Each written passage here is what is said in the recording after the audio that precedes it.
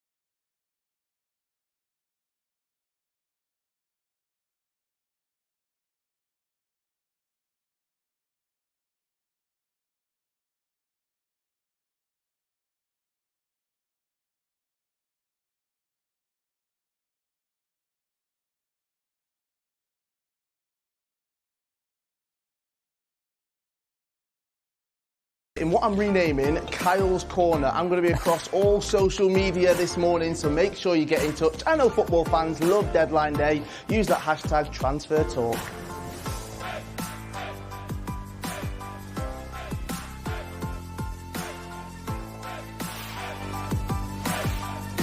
Good morning to you at home and those watching on the Sky Sports YouTube page. As Kyle says, keep those tweets coming in. Hashtag Transfer Talk. Hello to Emma, to Dave, to Anton, who's over on the sofa, and Kyle as well in Kyle's Corner, as we call it. We are set for a very busy day ahead of the 11 p.m. deadline. And it's been a fantastic transfer window so far, giving us, Emma and Dave, plenty to talk about. And Emma, we will start with one of the greatest players to ever play the game, Cristiano Ronaldo. What is the latest? I still think it's fascinating that, I mean, we work on these transfer shows every window. We've done 4 weeks of these shows, and on deadline day, on the morning of deadline day, we are talking about Cristiano Ronaldo re-signing for Manchester United. It still just boggles my mind. But basically, you asked about the latest. We know he's completed his Manchester United medical. We're waiting for the club to announce that he has re-signed. Basically, we're waiting for that announcement video, aren't we? It's got to be pretty special. It's Cristiano Ronaldo, you know. That's what we're waiting for. We know personal terms. They've been agreed on a 2-year deal. Manchester United will be paying around €15 million and a further €8 million in add-ons. I said he'd had his medical. That was in Lisbon over the weekend. We had pictures of him training with the Portugal side over in Lisbon. Tim Thornton's out there for us. Of course, they've got their World Cup qualifiers that start tomorrow against the Republic of Ireland. And, I mean, I say it's fascinating. Friday, it was just ridiculous, wasn't it? It was one of those days that I think you'll look back on and go, where were you? Where were you when Cristiano Ronaldo re-signed for Manchester United in the summer of 2021? I mean, I was here.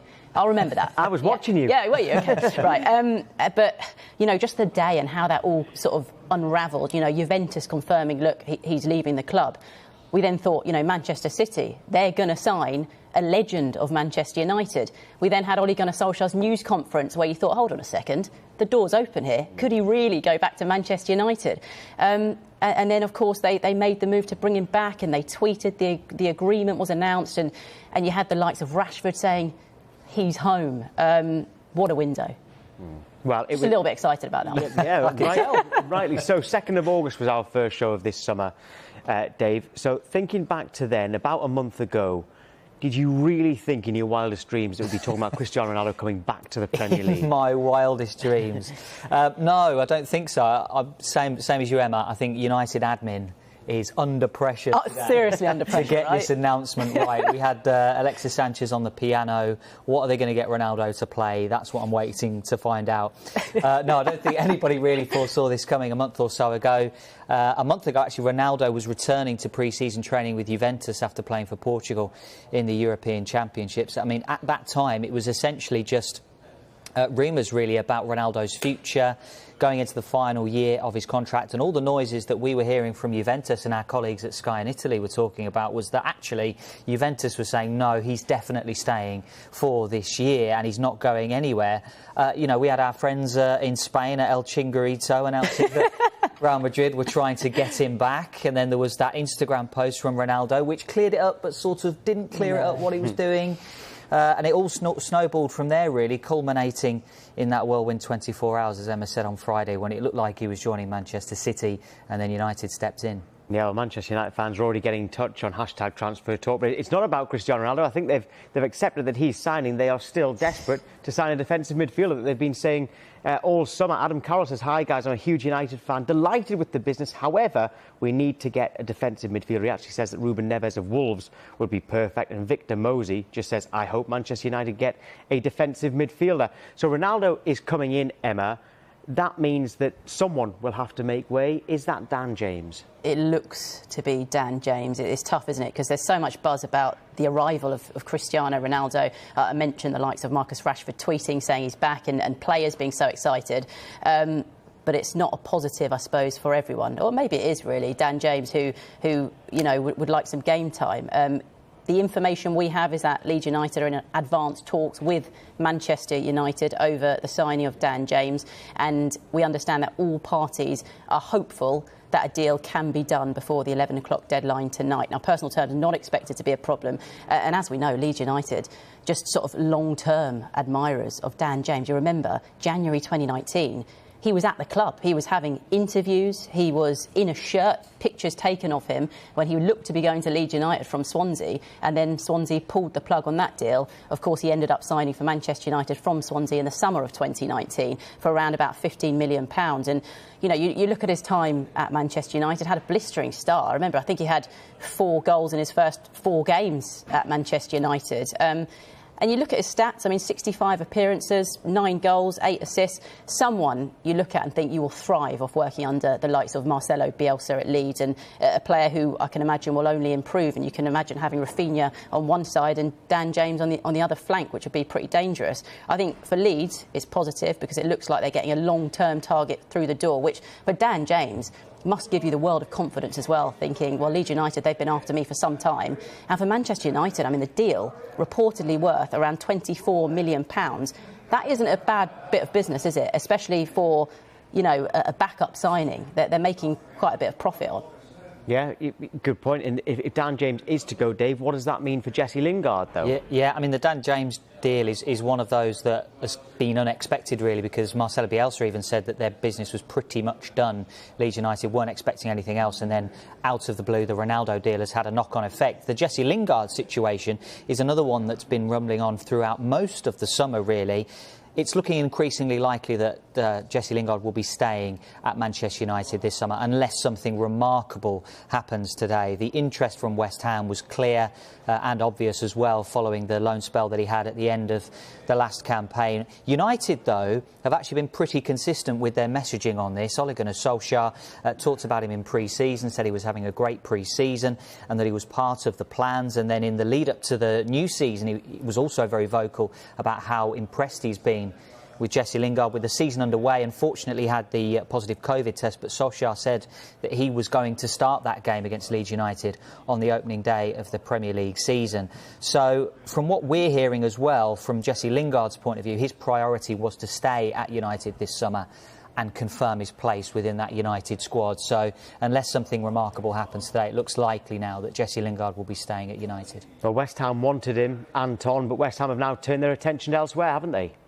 Yep, that's exactly right, because West Ham are closing in on a deal to bring in Croatia attacking midfielder Nikola Vlasic from CSKA Moscow. Now, we believe that fee to be around £25 million. And you may remember the name. That's because Vlasic spent a couple of years at Everton, but struggled to break into the team. But since moving to Russia, well, Vlasic has blossomed, as you can see. Look at his form over the last 2 seasons. More than 20 goals from midfield. He's also nailed his spot in the Croatia team as well. Now, he almost joined Milan earlier this summer, but they don't want to pay the full £25 million asking price. West Ham, however, are prepared to.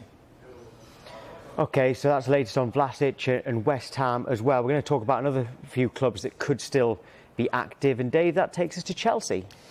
They could be active this deadline day. The long-running target for them is Jules Koundé, but this deal has hit a bit of a deadlock or roadblock as we head into deadline day today.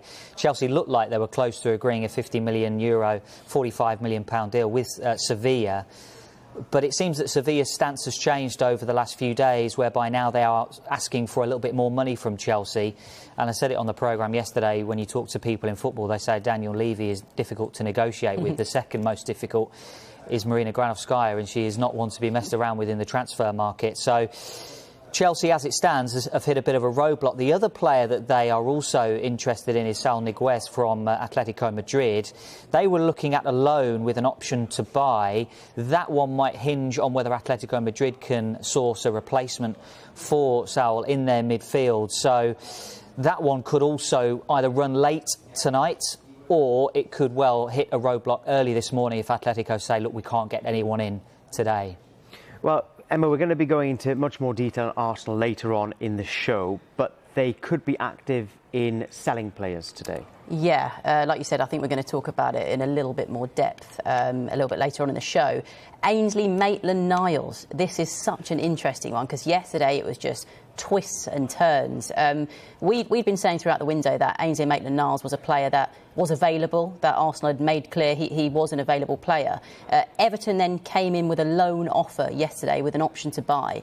It was rejected by Arsenal, and then the sort of noises we were hearing was that it was increasingly likely that Ainsley Maitland-Niles would remain at Arsenal. Then around about 2 o'clock yesterday afternoon, Ainsley Maitland-Niles put this story up on his Instagram, basically saying, I want to go where I'm wanted and I want to go where I'm going to play, with some crying emojis. But he also atted Arsenal in it as well, which is quite incredible, really. It is brave of him. It's still up there. The story is still there. It hasn't gone anywhere. So he's sort of hitting out at the club. I said it looks increasingly likely he'll stay at the club. But look, you'll remember he joined West Brom on loan for second half of last season. That was quite a late deal as well in the January transfer window on deadline day. So look, something could happen there. Reece Nelson, we know Feyenoord are in talks with Arsenal over signing him on loan. Of course, they switched their attention to Reece Nelson after they couldn't get Amad Diallo in from Manchester United because he's got a bit of an injury, so out for 6 weeks now. So he's staying at Manchester United and they're going for Reece Nelson. Just a word on Eddie Nketiah as well, because we know Crystal Palace were interested in bringing him in, but it looks likely that he will now stay at Arsenal. But look, they could be busy, and we'll talk about it a little bit more later in the show, Tom. On social media, we've been asking which club needs to do the most today, and I wonder what Kyle Walker thinks.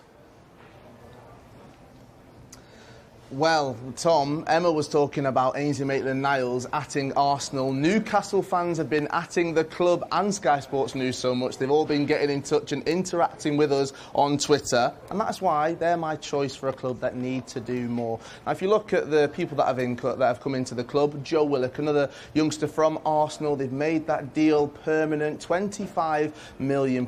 It's a lot of money. But from the reactions from Newcastle fans, well, it isn't enough. If you actually have a look at Newcastle's squad, obviously Joe Willock, he was there on loan last season, so they haven't actually changed their squad. If you look across all the Premier League teams, is there another Premier League side that actually haven't added anybody completely new? So Newcastle fans, they're not happy at all, especially when they've been to the heights of where they have over the years. Tom, you always say about it, they are very vocal, they like to use that hashtag transfer talk, they like to get in touch, and rightly so. Having a look at some of them and some of the previous comments as well, I mean, Newcastle fans aren't happy that Steve Bruce, he said the only way that people would be coming into the club is if there was outgoings out of the club. Well, that's happened. Matty Longstaff, he's gone to Aberdeen. Who's come in to replace him? That is what Newcastle fans want. So, guys, if you are up, if you're on Twitter, make sure you use that hashtag transfer talk. Give me the reasons why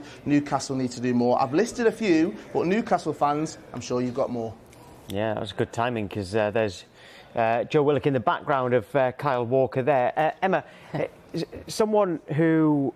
another huge name that we've been talking about the last few days is Killian Mbappe. Will he leave? Won't he leave? He's got 1 year left in his contract. What's happening with him? This is the window that just keeps on giving, isn't it, guys? It really is. You know, who would have thought we'd be talking about Messi moving, Ronaldo moving, maybe even Mbappe moving as well. We know last night Carve brought us the news on the transfer show that Real Madrid made an improved offer of €180 million, and they gave PSG the deadline of 5 o'clock last night. They just made up a deadline, basically. But yeah, and the Real Madrid's position was that, look, once that deadline's passed, if you haven't accepted that, we are walking away from this deal, which is what they've done. And that is because you look at it and you think, well, they could get him for nothing next summer. You mentioned that his contract is up next summer. So I think Real Madrid are basically saying at the moment, don't worry about it. We'll be back in January. We'll have talks with Killian Mbappe, who wants to come to Real Madrid, by the way, and then we'll sign him for free in the summer. So, look, short term, it looks like Paris Saint-Germain will keep Killian Mbappe. Long term, it looks like his heart is very much set on Real Madrid. It does make me laugh that clubs set a deadline. You know, it's like the deadline is 11 o'clock tonight, but are we going to set another deadline anyway? Well, the only deadline that matters yes, is of course 11 it is. PM. Yeah, you know it. Yeah, on deadline day. And, Anton's over on the sofa. Anton, you've been looking at the transfer window as a whole. Yeah, you've been talking about what might happen today, but like you said, it's been a really, really busy window so far, isn't it? 63 deals completed so far. The most expensive, which, of course, Jack Grealish to Manchester City for £100 million. There have been 13 loan deals, but expect that to increase today with it being deadline day. Crucially, 41 players have committed their future to the clubs in signing new contracts. But let's talk about who's spent the most on transfer fees, shall we? Arsenal top the spending table, £137 million this summer. Ben White being their most expensive signing. Manchester United are second on that list, and crucially, that is where they'll remain even when they complete the signing of Cristiano Ronaldo. There's obviously a big drop-off down there to Leicester on the list, who've spent around £55 million. But how much will that table change come 11 o'clock tonight? Well, let's get back over to Sky Central, where Kyle Walker is based. I think Kyle's been looking through our social media feeds. I have, Tom. I was asking for football fans to get in touch, and they definitely are doing that all right. Sky Sports News have put out a tweet with 3 different questions. Which club has done the best business? Which club needs to do more? And which is the best Premier League signing? Let's go through some of those. Right, Alfie says, best business, Manchester United. They've obviously brought in Rafael Varane. They've also brought in Jadon Sancho. And the imminent signing of Cristiano Ronaldo needs to do more. One club that needs to do that, Tottenham. A lot of people are saying that as well. And best signing, Lukaku at Chelsea. Musa says best business, again, Manchester United needs to do more. Arsenal, even though, as Anton just pointed out, they've spent lots already in this window. And best signing, Cristiano Ronaldo to Manchester United. Mikey says best business once again, Man United. United fans are very vocal this morning, it does seem. And one club that needs to do a little bit more business, West Ham. And the final one, I don't know who is all these Manchester United fans, why they're up. Joffrey says Man United, Man United, Man United. Best business, need to do more. They need to do a DM. They need to get a defensive midfielder in. And best signing, Ronaldo and Varane. It seems like Manchester United fans, they're happy, they're not happy, they want more, the best business ever. Keep on getting in touch, keep replying to that tweet at Sky Sports News and use that hashtag #TransferTalk. Yeah, they're up early waiting for that Cristiano Ronaldo announcement, aren't they? So much more still to come. We'll have the latest from Manchester City. Will Pep Guardiola buy a striker on deadline day, or is he content with his squad? Plus, it could be a very busy day at Arsenal. Will Ainsley Maitland-Niles get his move?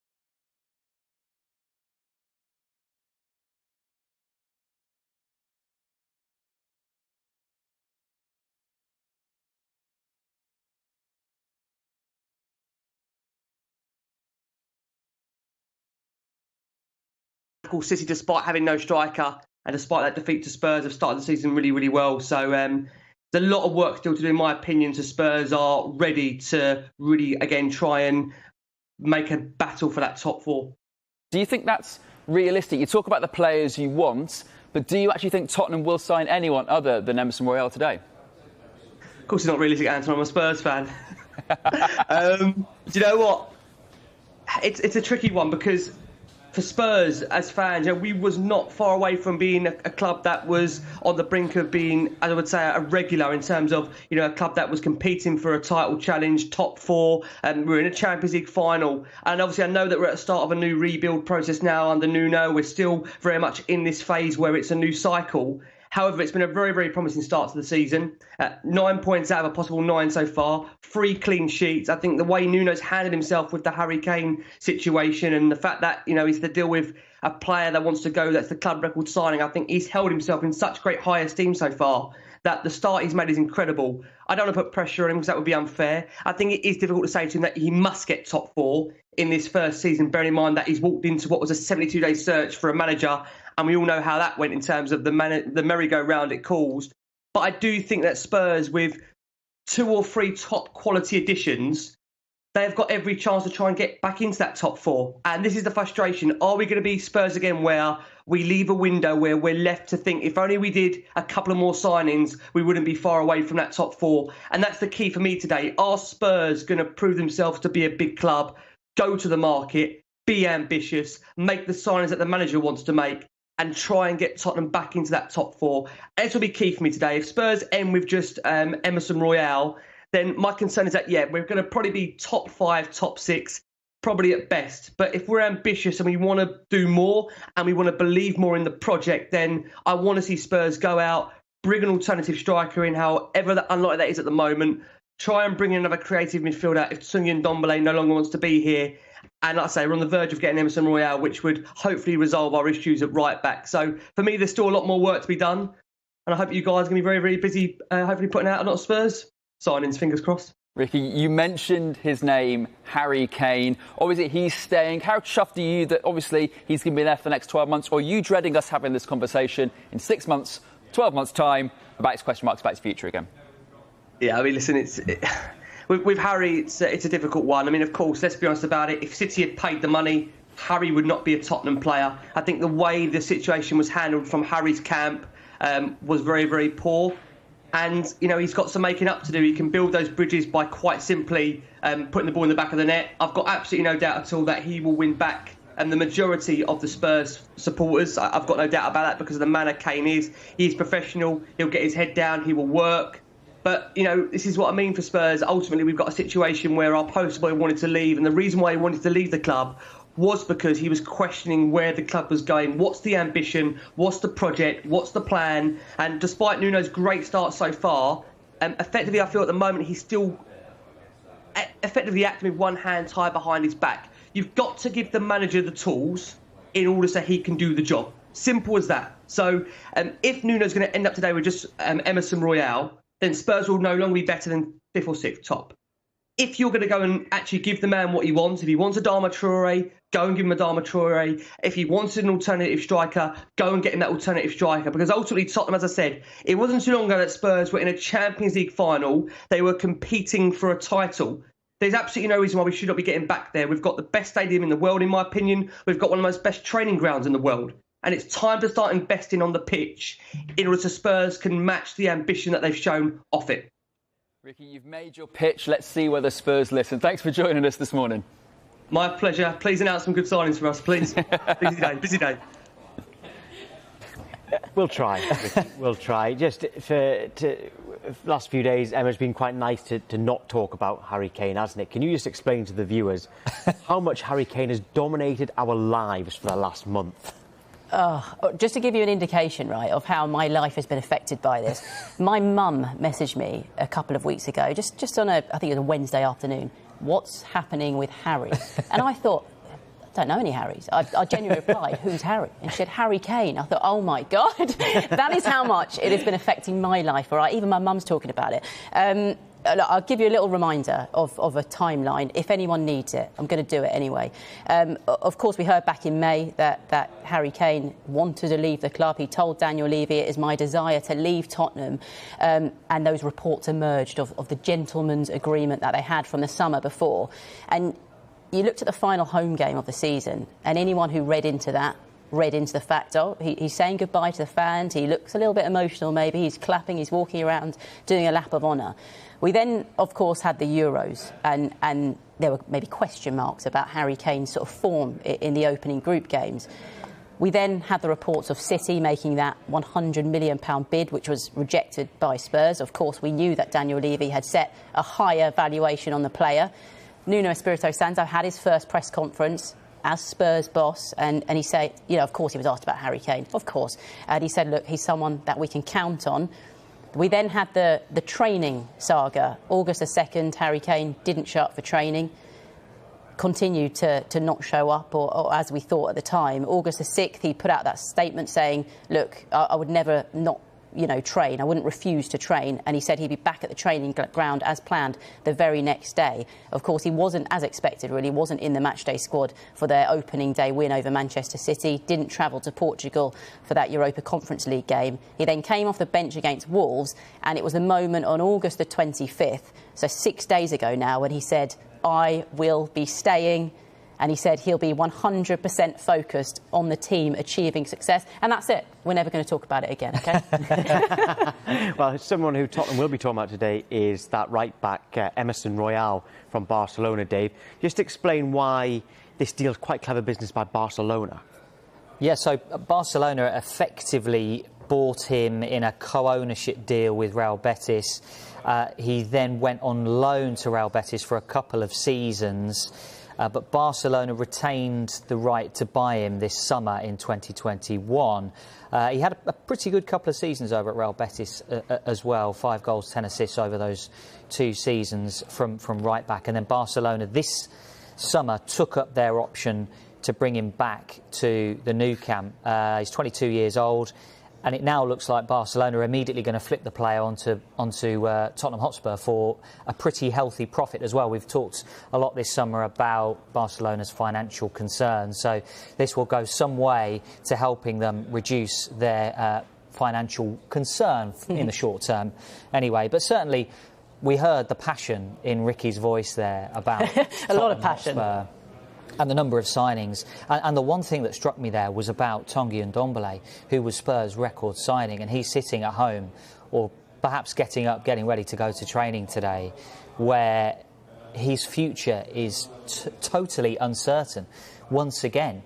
And for a player who has shown in flashes, fits and starts, so much quality, Tottenham fans must be so disappointed with how this has turned out for him at the club. So it'll be interesting to find out what happens to him today. Yeah. The only real interest we've seen is from Bayern Munich, and that really didn't go anywhere quickly. So his future is totally uncertain this deadline day, a player who was Spurs' record signing. Well, someone's future who is looking more certain now is Cristiano Ronaldo. Would you like a little update? Because Juventus have just released a statement, and its headline is Juventus says goodbye to Cristiano Ronaldo. This has just happened in the last few seconds, actually, while Dave was talking. It starts by saying how when he signed on the 10th of July 2018, 2 icons of the European football world came together. Cristiano Ronaldo became a Juventus player today. After 3 years together, 133 appearances, 101 goals, 5 trophies won. That chapter has come to an end. The paths of CR7 and Juventus have gone their separate ways. So that actually sounds like Juventus, he is no longer a Juventus player. That's suggesting that Manchester United have actually already signed him. We're waiting for official confirmation from that side of things, and the statement ends, it's quite a long statement. It does end by saying, today, that bond, born on the 10th of July 3 years ago, has been dissolved, but what has been written will forever remain. It has been an incredible journey. So Juventus seemingly confirming that Cristiano Ronaldo is no longer their player. Right, on to Arsenal now. We promised, Emma, didn't we, that we'd go into more detail earlier in the show. It's been a really interesting window for Mikel Arteta, but a bad start to the season. Just tell us who could leave today. Yeah, I'll try and run through these quite quickly because there are a number of players. We mentioned some earlier on in the show. Hector Bellerin is one player who, of course, played a lot under Arsene Wenger, was one of the stalwarts, I suppose, of the Wenger side, played under Unai Emery as well, but has had injury problems in recent years. Alexander Lacazette, he's another one who, I think we've mentioned it a number of times on the show. He's into the last year of his contract now. Arsenal potentially light in attacking options, but he would command a transfer fee and free up wages. I mean, Anton was talking about the money spent earlier and said, of course, Arsenal are the biggest spenders, spending £137 million. So Alexander Lacazette would be one that would command a transfer fee. Ainsley Maitland-Niles, of course, we spoke about earlier. We spoke about the twists and turns yesterday, him hitting out at the club as well on his Instagram story. It does look increasingly likely he will stay at Arsenal, but that's not a done deal yet. We've got quite a bit of time until the deadline at 11 o'clock this evening. Eddie Nketiah was someone who looked like he could leave. Crystal Palace, one of the clubs interested in signing him, but it looks like he'll stay in North London now. Alex Renarson. Arsenal have been trying to find a goalkeeper a club throughout the window. Of course, they brought in Aaron Ramsdale. He's still there as it stands. Asaid Kolasinac, he's still at the club. I think fans were... They weren't happy on the weekend when they saw the team sheet for the Manchester City game. And he started, and of course, wasn't a great day for them, was it? I mean, there were times Kieran Tierney looked to be just losing it with his teammate as well. Reece Nelson's another one. This looks like the closest one at the moment. Feyenoord in talks with Arsenal over signing him on loan. I mentioned it earlier as well, that Feyenoord switched their attention to Reece Nelson after they couldn't get Amad Diallo in because he's ruled out for 6 weeks with a thigh injury. And Tom, I will just mention Willian, who looks like he is gone. He's put out a message on his Instagram late last night saying goodbye to the club. He is on his way to Corinthians, and a really interesting story that Carve has been across, because he's a player who had 2 years left on his contract, was on about 240 grand a week, and he sort of accepts it hasn't worked out, I think it's fair to say, since he moved from Chelsea to North London. And look, he said to Arsenal, even though you owe me about £20 million, I'm going to tear up the contract, and he'll be getting significantly less at Corinthians, I think about 70% less than he would have. So I remember Carve saying throughout this story that the Arsenal hierarchy are amazed that a player has done this. But yeah, Willian already gone, but there could be a number of players heading out of the Emirates a little bit later today. Well, I've got an update about a player who could be heading out of Old Trafford. We were talking about Dan James earlier. There is an update because the two clubs, Leeds and Manchester United, have agreed a fee. That fee is £25 million, which was what Emma said earlier on. He's going to have a medical today. He'll then fly out to Finland because he's with the Wales squad. They've got an international friendly, and then they've got 2 World Cup qualifiers against Belarus and Estonia. So Dan James will still be in the Wales squad. Personal terms, we're told, will not be a problem. But the big news is that Leeds and Manchester United have now officially agreed that fee of £25 million, and there will be a medical today. Dave, very quickly, when Emma was listing the Arsenal outs there, Maitland-Niles and Bellerin stood out for me. Yeah, I mean, we don't need to go over too much of Ainsley Maitland-Niles from over the last couple of months because Emma covered it a little bit earlier in the programme. But essentially, Everton came in with a concrete offer, which was a loan with an option to buy. We have been hearing most of this transfer window that Ainsley Maitland-Niles, with 2 years left on his contract, would be one of the players that Arsenal would be open to letting go if a suitable offer came in. Now, Arsenal were also in the market for a right-back. That hasn't materialised just yet, so it seems that Arsenal have actually got a little bit of cold feet over letting Ainsley Maitland-Niles move on. And also, it's probably has to be said, Arsenal fans might not want to hear it, but Everton now could well be seen as a direct rival to Arsenal in the Premier League. Would they want to let one of their younger players go and help a direct rival? So the knock-on effect for Hector Bellerin, I know Football London reporting this morning that he could be heading to Real Betis. Ainsley Maitland-Niles could then cover at right-back for Arsenal. I wouldn't let him go either, by the way, if I was Mikel Arteta. Right, still to come, we've got news from Wolves. Bruno Lage looks to strengthen. Plus, we'll be looking at the best business in the window so far.